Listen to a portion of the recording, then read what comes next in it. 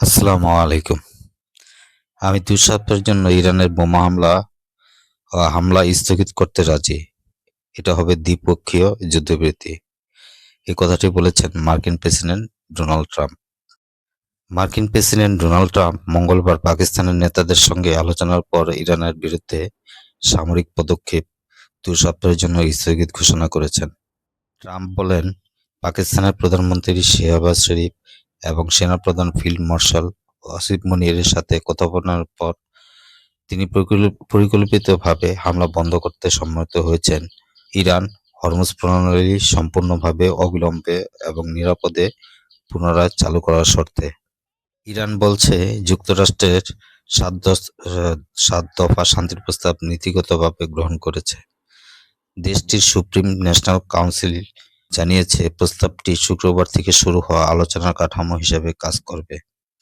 Iran বলছে, মার্কিন যুক্তরাষ্ট্র নীতিগতভাবে যুদ্ধ শেষ করার লক্ষ্যে একটি ১০ দফা প্রস্তাব গ্রহণ করেছে।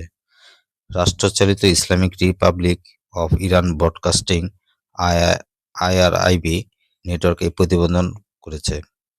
আইআরআইবি বলেছে, প্রস্তাবে অ-আগ্রাসন, হরমুজ প্রণালীতে ইরানের নিয়ন্ত্রণ অব্যাহত রাখা এবং ইউরেনিয়াম সমৃদ্ধকরণে তেহরানের অধিকারের স্বীকৃতি অন্তর্ভুক্ত রয়েছে।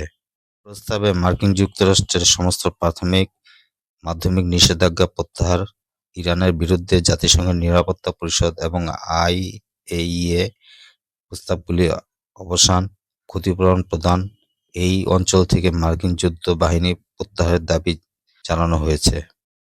মঙ্গলবার সন্ধ্যায় পরিকল্পিত হামলার কয়েক ঘন্টার মধ্যে ১.৫ ঘন্টা আগে ট্রাম্প তার প্ল্যাটফর্ম ট্রুথ সোশ্যাল গিয়ে ঘোষণা দেন তিনি পথ পরিবর্তন করেছেন। তিনি মীমাংসার মধ্যস্থতা করার জন্য পাকিস্তানকে কৃতিত্ব দেন, কিন্তু সতর্ক করে দিয়েছেন যে এটি শর্তের সাথে এসেছে, ইরান হরমুজ প্রণালী পুনরায় চালু করবে। ট্রাম্পের বার্তার পরপরই ইরানের পররাষ্ট্রমন্ত্রী আব্বাস আগারচি নিশ্চিত করেছেন যে একটি অস্থায়ী চুক্তি হয়েছে। ইরানের বিরুদ্ধে আক্রমণ বন্ধ করা হলে আমাদের শক্তিশালী সশস্ত্র বাহিনী তার প্রতিরক্ষামূলক কার্যক্রম বন্ধ করে দেবে। ২ সপ্তাহের মধ্যে ইরান তার সশস্ত্র বাহিনীর সাথে সমন্বয়ের মাধ্যমে এবং প্রযুক্তিগত সীমাবদ্ধতার যথাযথ বিবেচনার মাধ্যমে হরমুজ প্রণালী দিয়ে নিরাপদ যাতায়াত সম্ভব করবে। আগারচি একইভাবে মার্কিন বোমা হামলা অভিযান স্থগিত করার জন্য শেষ মুহূর্তে আবেদনের জন্য পাকিস্তানকে ধন্যবাদ জানান। ইরানের সুপ্রিম ন্যাশনাল সিকিউরিটি কাউন্সিল একটি পৃথক বিবৃতিতে ইঙ্গিত দিয়েছে, যদি আলোচনা অনুকূলভাবে এগিয়ে যায় তবে যুদ্ধবিরতি তার প্রাথমিক ২ সপ্তাহের পরও বাড়ানো যেতে পারে। উল্লেখ্য যে, মার্কিন আল্টিমেটামের পূর্বেই ইসরায়েল ও ইরানের মধ্যে ব্যাপক যুদ্ধ পরিচালিত হয়েছে।